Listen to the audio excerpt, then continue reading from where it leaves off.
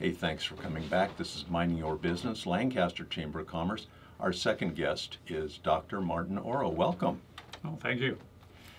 Dr. Orro, O-R-R-O. Yes. I've seen the name, I've seen the signs. You've been in the Valley a long time. Yeah, I started out here as a dentist in '81 and then was off at UCLA being a professor for a while and then came back out here again. What is it about the practice of dentistry that draws you back?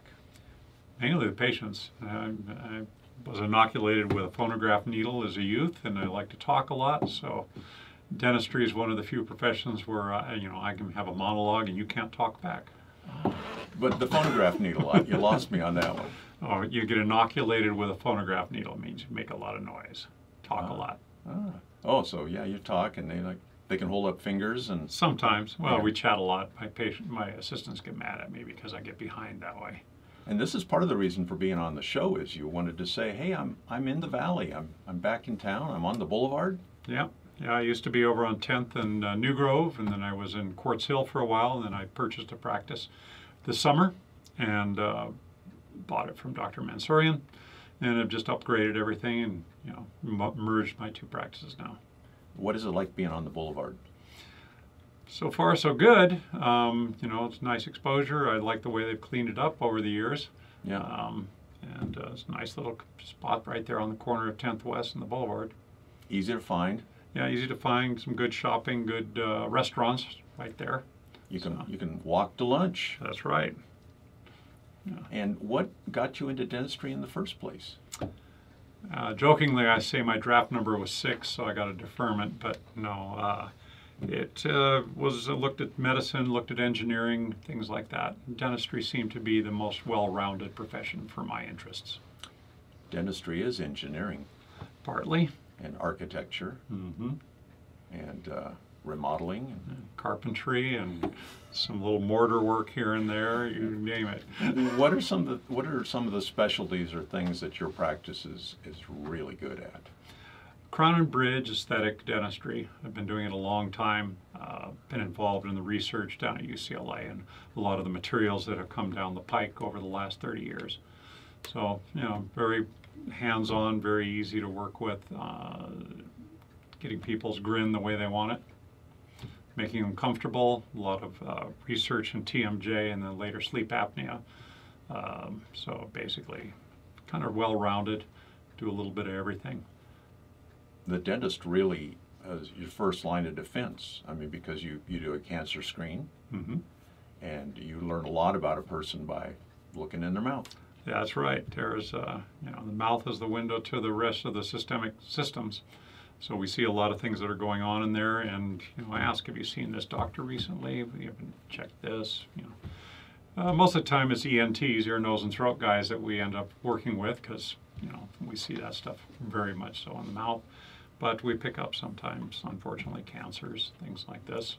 Well, it's good to see it right away. Yeah, catch it as early as possible. And so you work with other physicians, you refer, you... Yeah, working on the referral database up here, I know some of the specialists down below. When I was in Santa Clarita and Tahunga, I had quite a big network down in those valleys. And you're still open to new patients? Oh, yes. Yeah. Do you work on Fridays? Alternate Fridays. Wow. Yeah. So it's hard to find dentists that are there on a Friday. Yeah, that's why I take Mondays off. Is Monday a golf day? No, just like to have my long weekends. So I was going to find out, most of the dental types, they've got hobbies and interesting collections and things that you wouldn't think of. Yeah, I'm kind of a little different there. I don't get into golf. I, over the years, have built custom air guns from going back to the 17th century.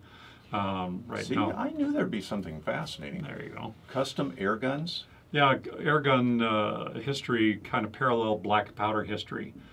Keep your powder dry. You don't have to do that with an air gun. So a lot of the more wealthy hunters and et cetera would have air guns.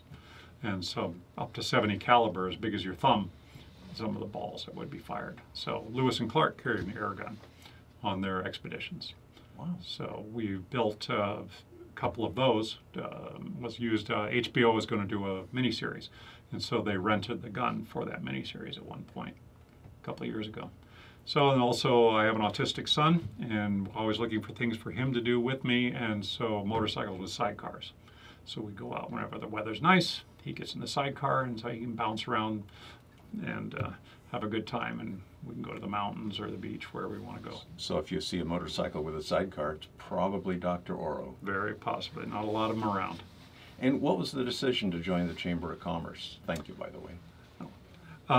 Well, I've joined other chambers in the past, so wherever I am, I try to be part of the community, and the Chamber of Commerce is a good way to get into that. It is. In fact, they're having a Christmas parade coming right by your office here next week. There you go. I remember when I was on 10th West in New Grove, the fair parade came right by, and we had to kind of shut down that day. It's hard to get into the office. Yeah, it's kind of busy. Well, hopefully they warned you in advance. Oh yeah, we always knew that in advance. Usually took that week off because most of my staff had kids that were in 4-H or FFA, and so they were busy with the fair. We love the fair. We love the animal projects. Have you ever been to the auction over there? I've been a couple of times, but it's been back in the 80s and 90s. Still small town. Yeah. And you've been here your whole life. Pretty much. Parents moved out here when I was 8 years old to Acton. So went to Acton Elementary, Palmdale High, and then went out to the what we call Tumbleweed Tech back in the day, Navy College, and then off to university from there. Our junior college is a great place to get started. Yeah, it was pretty good for me. Yeah. Yeah, it's a huge place now. When I go by it, I just can't believe how it's expanded, and all the satellite universities that are there now. Yeah, they're working with Bakersfield, Cal State system. Yeah. It's pretty amazing. Yeah. So what do you think about the Antelope Valley? Still a good place? Yep. If they could tone the wind down, still as bad as I remember it. That's why I live up in Leona Valley. It's a little less wind there, but that's a whole different world up there. A little bit, yeah. It's kind of a horsey community with orchards, etc. It's more rural. Do you have cherry trees on your acreage? No, I lost mine in a big freeze about 10 years ago. We had like an ice storm, and I lost my cherry trees. Not everybody's destined to be a rancher. No, not me. And dentistry is still exciting for you? Yeah, I still go in. There's taking courses all the time because it's changed. Probably 80% of the stuff I learned in school is obsolete. So just have to keep on everything. What materials, what techniques, what medicines. We're expanding more and more into medicine to, for diagnosis, et cetera, for referrals. We're becoming more of a gatekeeper that way because people will see the dentist more often than they will see their doctor. So we have to keep an eye on that. Wow. And these are things I know dentists do a lot of continuing ed. Yes. A lot of classes. Yeah, we're required to by the state, and I usually two to three times more than the requirement.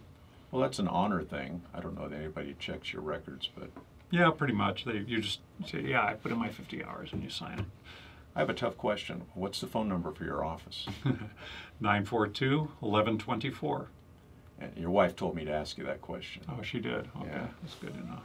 And she works in the office also? Yep, she comes in, works a few days a week, and takes care of, the nuts and bolts, the stuff I can't stand doing, payables, payroll, those kind of things. That's a lot of hats. Yeah. And we want to do what we're good at, not be forced to do things that yeah, not so crazy. And you're working with a marketing team, Desert Bloom? Yeah, we're just getting started with them. They're doing a little bit of the graphics, etc. And you have a grand opening coming up? Yes, December 12th, I believe. Right. Yeah. So we're going to have some people in, show what's going on. We've remodeled the office. Basically, going to look a little more signage outside. I don't know if I'll have that up by the opening, but you're down at the west end of the boulevard. Right. Yeah, we're one store away from the 10th West. Kind of out your front door is the AM PM. That's correct. Okie doke. So that's where people can find you. Specialties are things you really enjoy doing in the dental world. Everything's different, isn't it? Yeah, it is. It's quite a mix. I prefer usually crown and bridge, aesthetics. I do everything else too, but I do surgeries and etc. I'll get back into implants probably next year, but right now I'm kind of taking care of other things, getting everything under control. You kind of do it all. Yeah, as a general dentist, you pretty much have to these days. That's very cool. And so do you recommend people just coming in when it hurts, or should they try to be maybe regular clients? Well, I make more money when they hurt, but Yeah, that's right. If it doesn't hurt, it's $100. If it hurts, it's more. that's what I always tell people. Well, when I should have got it done right away, doc, now wait till it hurts, then I get more money out of it. But no, come in, if you suspect something, just come in for regular checkups. That works out well. Catch it when it's easy. You have to laugh, because otherwise people think it's all your fault, right? That's right. And the things that people say to a dentist. Yeah, I get a few comments here and there. Boy, but thank goodness there are people like you that enjoy what they do. Yeah. Because in a time of need, boy, there's nothing like somebody who cares and is on your team. Yeah. Contact information again for your office. Well, Sue at Orro.net. So it's my name.net, and Sue is our receptionist. She gets back to you right away. And then 942-1124 on the boulevard. There are a lot of dentists in the Antelope Valley, but you are a good one. Thank you. And you take new people, Mm-hmm. and you answer questions, Yeah. and sometimes they just kind of want to come in and get an opinion. Yes, I give second opinions quite often. Second opinions are good in the dental world. That's true. Maybe even a third opinion. Just don't go home and not think about it for a couple years. Or go on YouTube and fix it yourself. The pliers and the duct tape and all of that. Yeah. Crazy. I bet you've seen that. Oh, I've seen a few things that people have done to themselves, yeah. Well, we've been talking with Dr. Martin Orro, and new dentist in town. How's that? Oh, there you go. Since 1981. That's it. Hey, thanks for being on the show. Thank you for being a chamber member. Okay. Thank you. You bet. Bye.